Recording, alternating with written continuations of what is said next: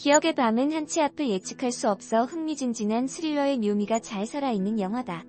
또한 인물들 간의 심리전뿐만 아니라 와이어 액션, 골목 추격전, 카체이싱 등 다양한 볼거리까지 품었다. 역동적인 스릴러의 탄생 뒤에는 장항준 감독의 치밀한 시나리오와 배우들의 투혼이 있다. 기억의 밤에 얽힌 20가지 뒷이야기를 모았다. 가족들이 어디론가 차를 타고 이동하고 있다. 잠에서 깬 막내 아들 진석은 집에 도착해 내리고 이 난찍은 집을 어디선가 본 적이 있는 것 같다. 아버지와 어머니 그리고 형과 함께 새로운 집으로 들어간 진석. 이사로 분주한 하루를 보내고 저녁을 먹으며 아버지는 진석과 형 유석에게 반대편 방에는 절대 들어가지 말라고 말한다. 집주인이 아직 못 뺀 짐들을 두고 갔다며 조만간 곧 뺄 테니 아무도 들이지 말라고 신신당부를 했다는 것이다. 그때 주방 바로 위 아버지가 들어가지 말아달라고 부탁한 방에서 소리가 들리고 진석은 가족들에게 소리를 들었냐고 묻지만 아무도 듣지 못했다고 말한다. 자신이 잘못 들었겠거니 생각하고 진석 역시 그냥 넘기지만 뭔가 깨움직하다. 그날 자려고 누운 진석은 꿈을 꾼다. 누군가가 고문을 당하며 괴로워하는 꿈을, 너무나 생생한 꿈을 꾼 것 같다. 다음 날 저녁 비가 무척이나 많이 오는 날이었다. 반대편 방에서 또다시 소리가 들려 문을 열어볼 심산으로 방에 다가가는 진석. 그런 진석을 유석이 막으며 예민한 것 같다고 함께 산책을 나가자고 제안한다. 진석은 대학 준비를 3년째 하고 있는 재수생이다. 그로 인한 부담감 때문인지 신경치료제를 먹으며 지내고 있다. 반면에 형은 명문대를 나와 아이들을 가르치고 있다. 술, 담배를 하지 않고 성격도 좋은 탓에 항상 주변에 사람이 넘쳐난다. 틈이라 하면 한쪽 다리를 저는 것. 하지만 이 정도야 형에게는 별반 문제가 되지 않는다. 진석은 형을 존경하고 형처럼 되는 게 꿈이다. 산책을 하며 이야기를 조금 나눈 유석은 아버지가 전화해 자신을 불렀다며 잠깐 내려갔다 오겠다고 말하고 유석을 기다리다가 천천히 내려가는 진석의 눈앞에서 유석이 납치를 당한다. 필사적으로 형을 구하려 했지만 그러지 못한 유석은 집으로 가 부모님께 이 사실을 알린 후 기절한다. 납치된 지 정확히 19일 만에 형이 다시 돌아왔다. 가족 모두가 한마음 한뜻으로 다시 돌아온 형을 반기고 형은 해리성 기억상실로 19일간의 일을 전혀 기억하지 못한다. 그런데 형이 조금 이상하다. 밤마다 어디론가 나가는 형. 그날도 어김없이 나가는 형을 보았고 다음날 유석에게 어딜 다녀왔냐고 물었지만 자신은 나간 적이 없다고 한다. 잘못 본 것일까? 함께 아침을 먹고 학교에 가봐야 한다며 나가는 형을 보고 또다시 이상함을 느낀 진석. 형은 왼발을 저는데 지금의 형은 오른발을 절고 있다. 그리고 그날 밤 또다시 어디론가 나가는 형을 쫓아가는 진석이다. 따라가며 진석은 놀라운 장면들을 목격한다. 흡연을 하며 어디론가 가고 있는 유석. 진석이 알고 있는 유석은 흡연을 하지 않는다. 골목에서 골목으로 계속해서 골목으로 들어간 유석은 누군가에게 형님이라며 인사를 받는다. 그들은 바로 유석이 사라졌을 때 경찰이라며 찾아온 이들이다. 대체 유석은 누구란 말인가?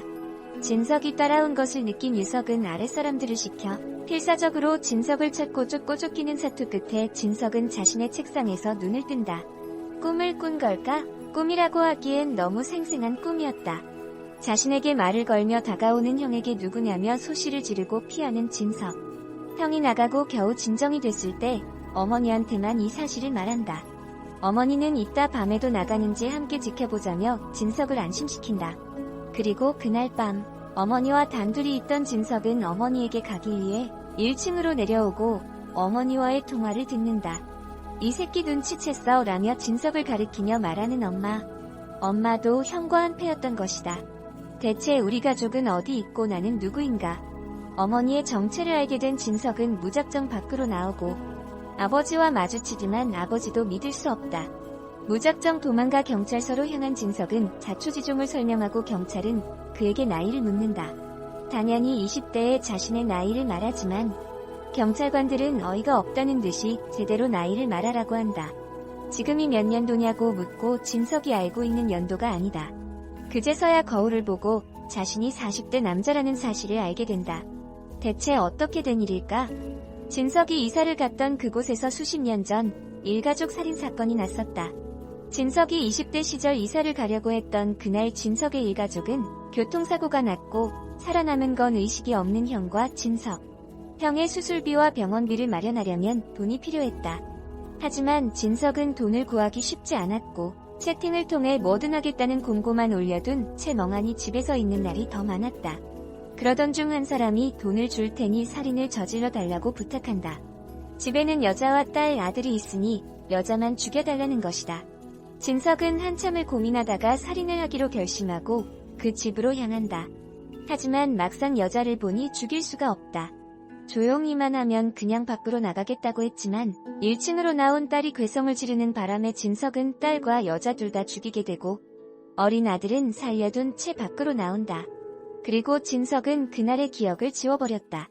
해리성 기억 상실로 그날의 기억이 전혀 없는 것이다. 유일하게 살아남았던 어린 아들이 바로 유석이다.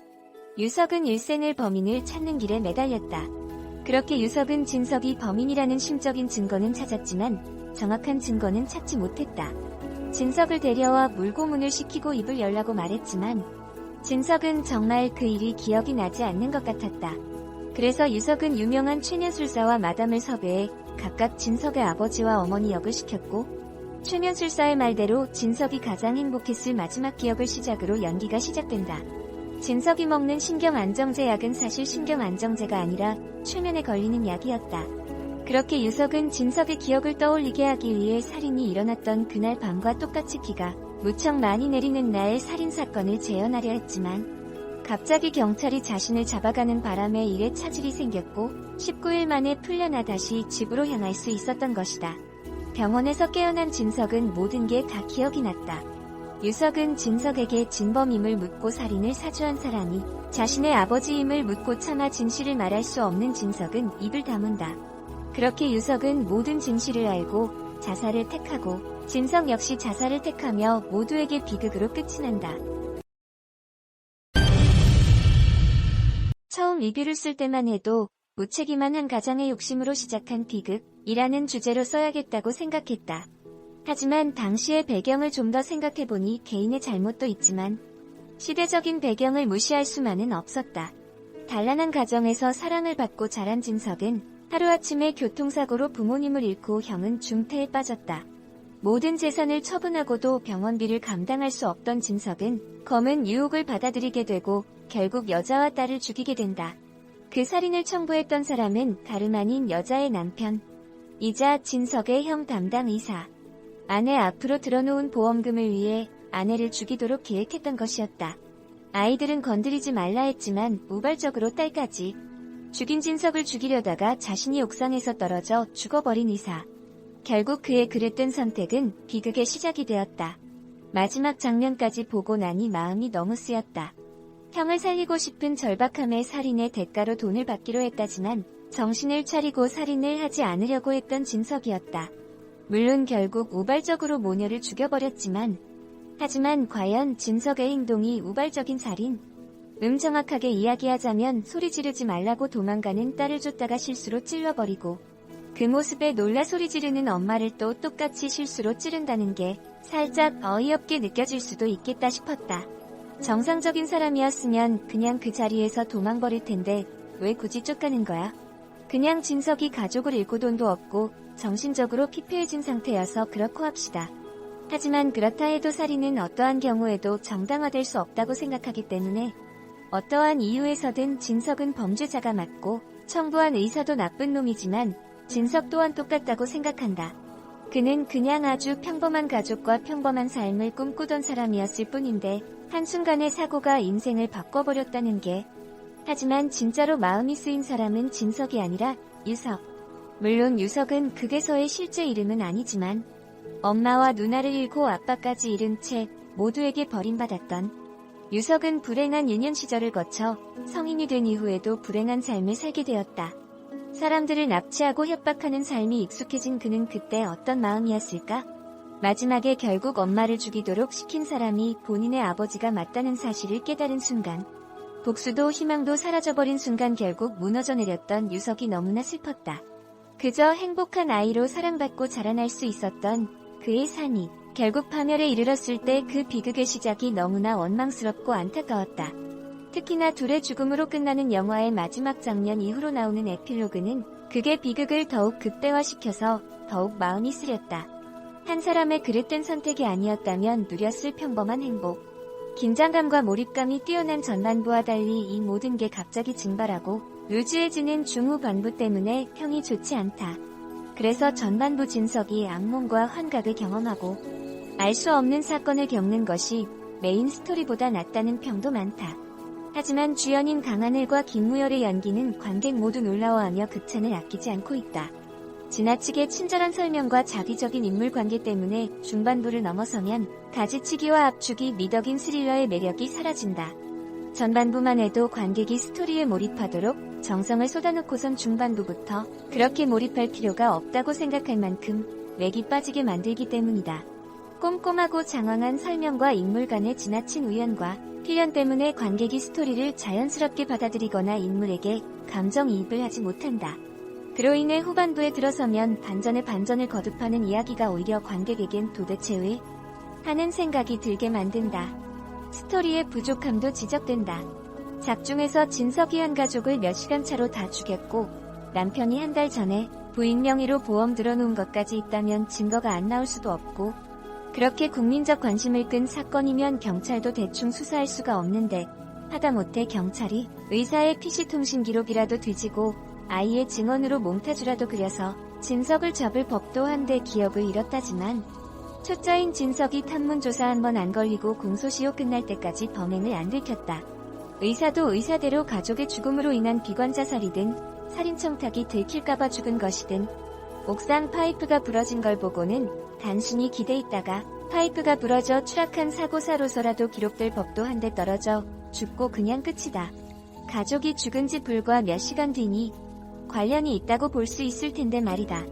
또한 진석이 그냥 충격으로 기억을 잃었다는 것과 어떻게 해서 김무열이 그가 바로 20년 전 자신의 어머니와 누나를 죽인 자라는 걸 찾아낼 수 있었는지에 대한 자세한 내막과 설명이 없는 것도 좀 아쉽다. 또한 설정 역시 지적할 만한데 최면으로 그렇게 모든 것을 속일 수 있는가는 의문이다. 현실을 전제하여 긴장감을 더하는 스릴러라는 장르이기에 아쉬움은 더욱 크다. 더구나 최면으로 속였어라는 설정 자체가 너무 안일하다는 평가가 많다. 최면을 통한 마인드 컨트롤은 해당 문서 참고, 영화 등에서 나오는 것처럼 매우 강력한 통제, 속임에 대해서는 반론도 상당히 많다. 46 무엇보다도 영화에서 차라리 약물을 동반한 세뇌라고 했으면 더 관객들에게 설득력이 있었을 것이다.